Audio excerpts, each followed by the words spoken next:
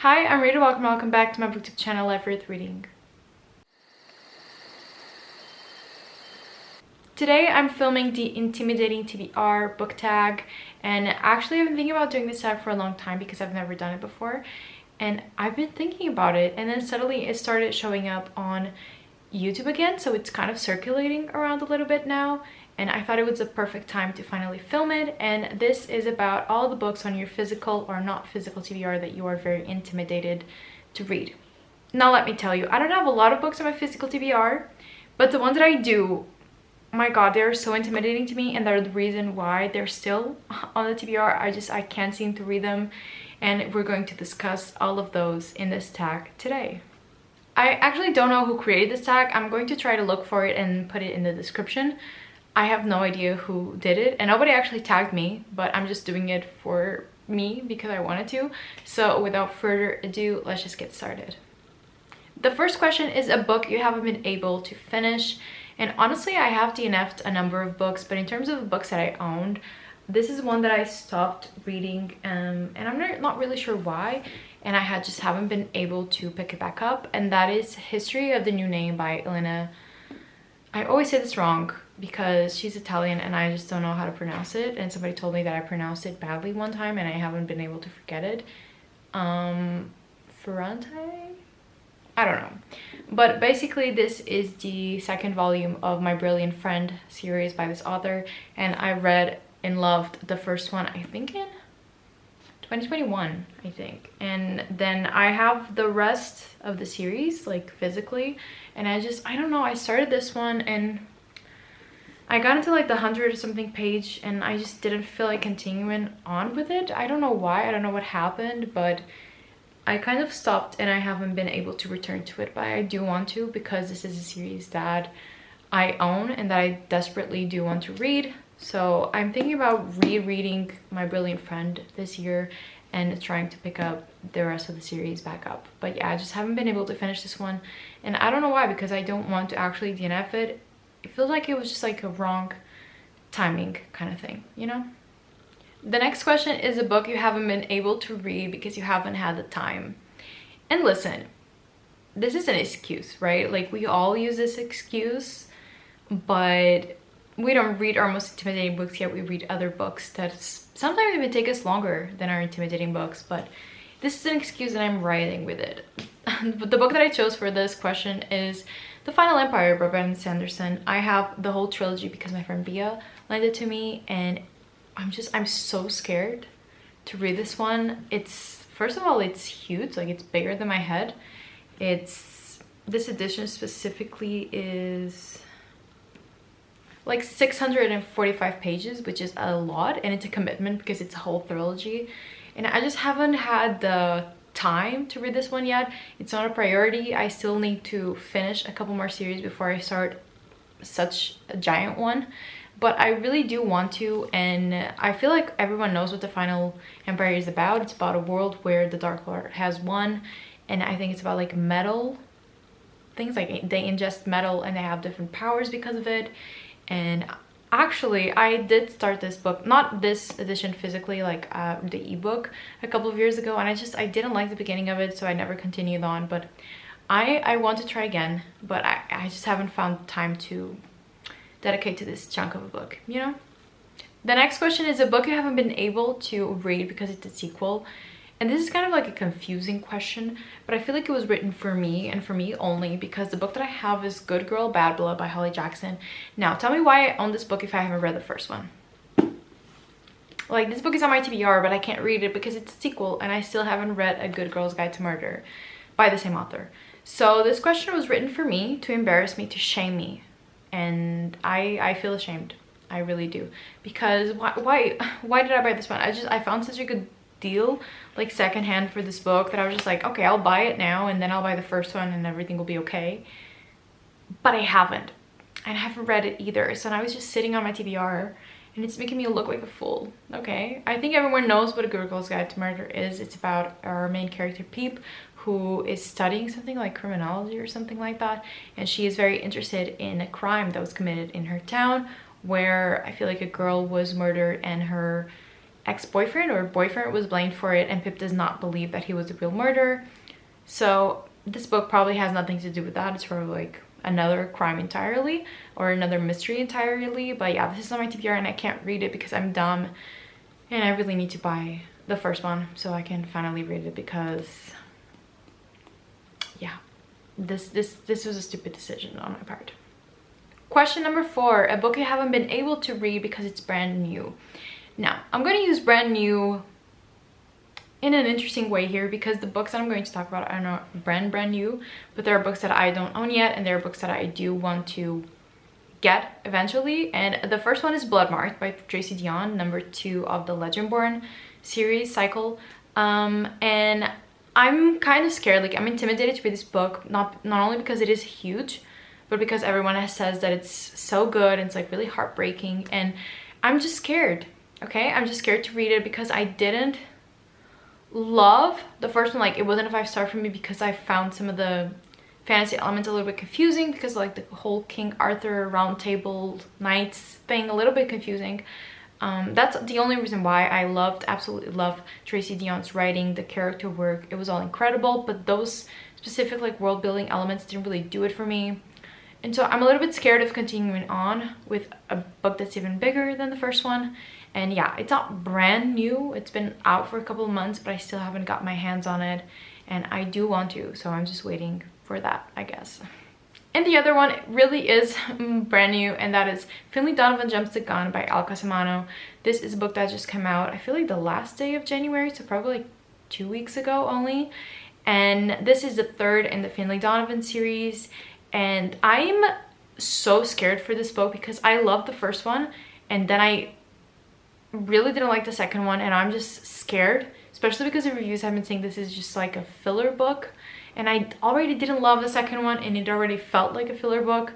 So I'm just scared that I'm not going to enjoy this one, but I do want to get to it, and I'm waiting to have a copy or find it on Scribd or something so I can read it. But I'm so intimidated, like I'm so scared that I'm just not going to enjoy it, that yeah, it's kind of freaking me out. But those are 2 that are brand new and that I haven't read yet, but that I do want to.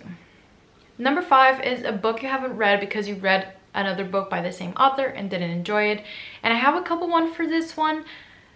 The first one that I have is A Nightingale by Kristen Hanna. This is one of the oldest books on my TBR. Not my physical TBR, I don't own it, but like one of the oldest books that I've said that I wanted to read, like when I first got into booktube a long time ago, and I haven't read it yet. But last year I did read The Four Winds by Kristen Hanna, which was my first book by the author, and I didn't like it.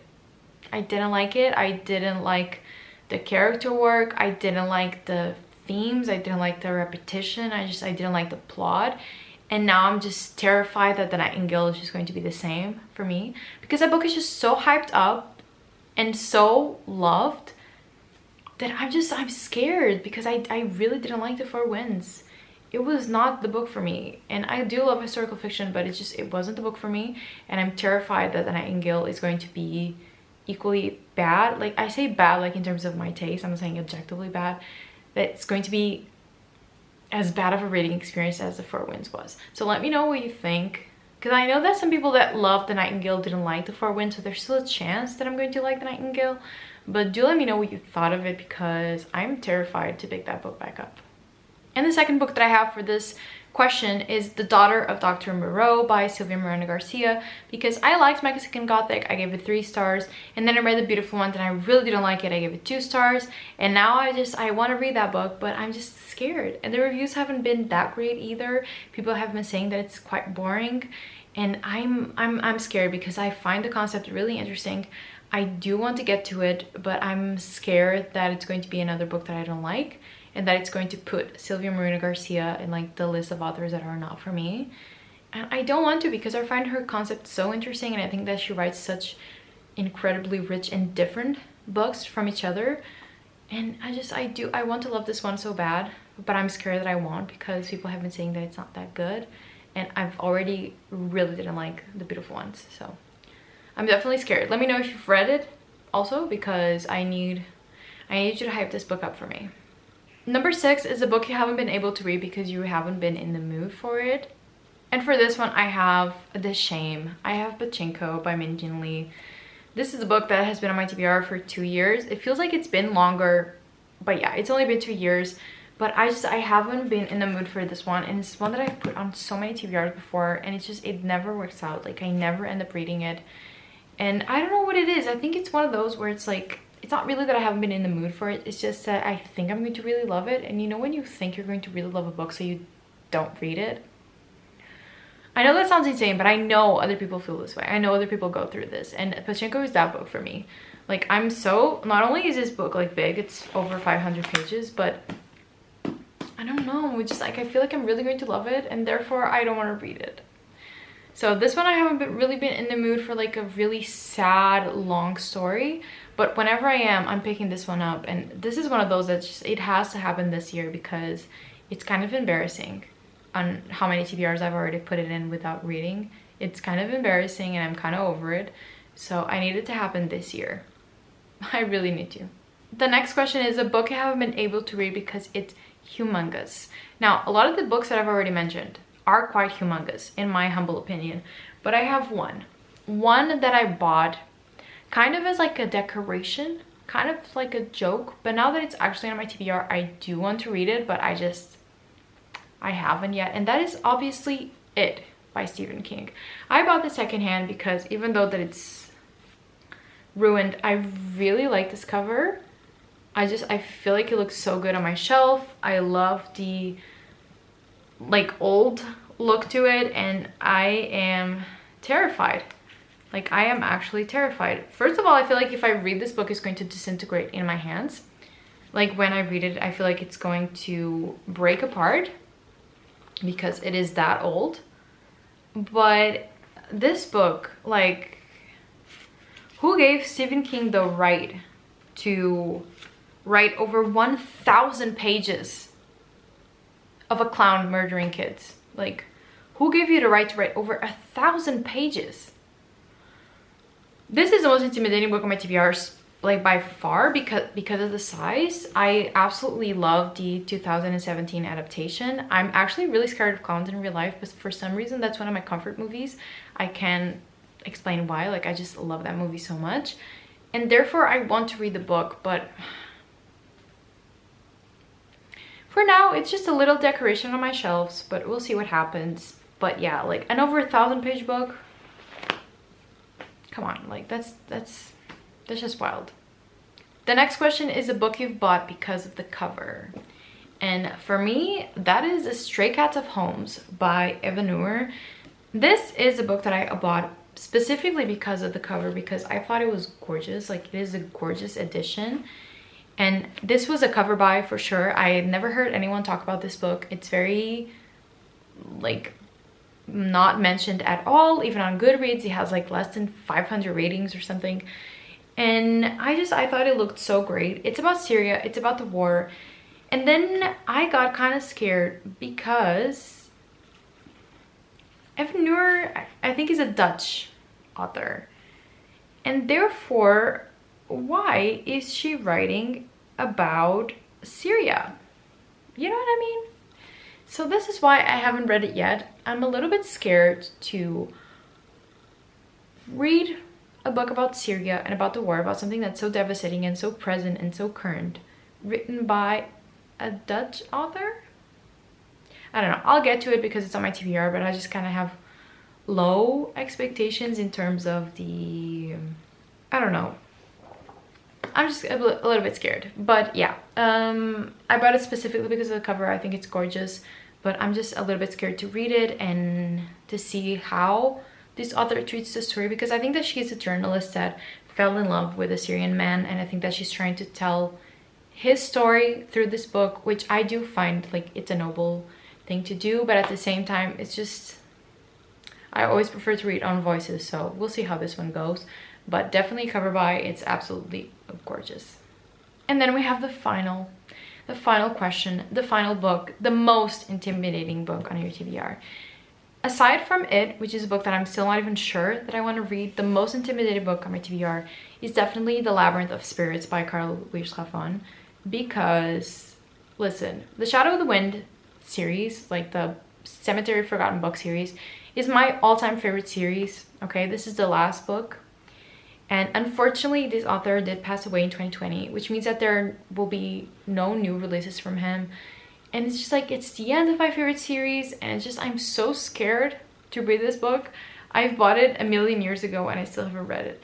And also it's 800 pages. So not only is it humongous, it's the end of my favorite series. The author has passed away.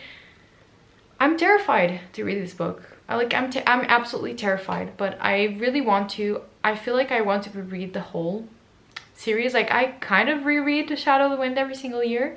So I feel like I might do that. I might reread the whole series instead and then finish off with this one, because I really want to. I really want to. I feel like this is going to be an amazing book.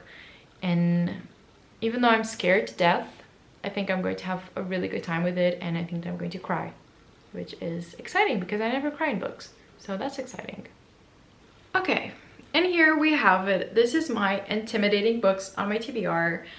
I have a lot of them because I don't have a lot on my physical TBR, so believe me, when I took this out, there wasn't a lot left. Okay, these are the books that are on my TBR that I'm just so scared to read, and a couple of others that I mentioned. But you know, we gotta face our fears.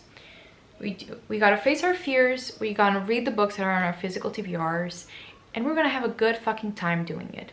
Okay? Anyway, again, I don't know who created this tab, but if I find it, I'll put it in the description. But I hope that you enjoyed this video. If you did, give it a thumbs up and subscribe to my channel for more bookish content, and I'll see you in my next video. I hope you have a nice day, and always remember that life is worth reading.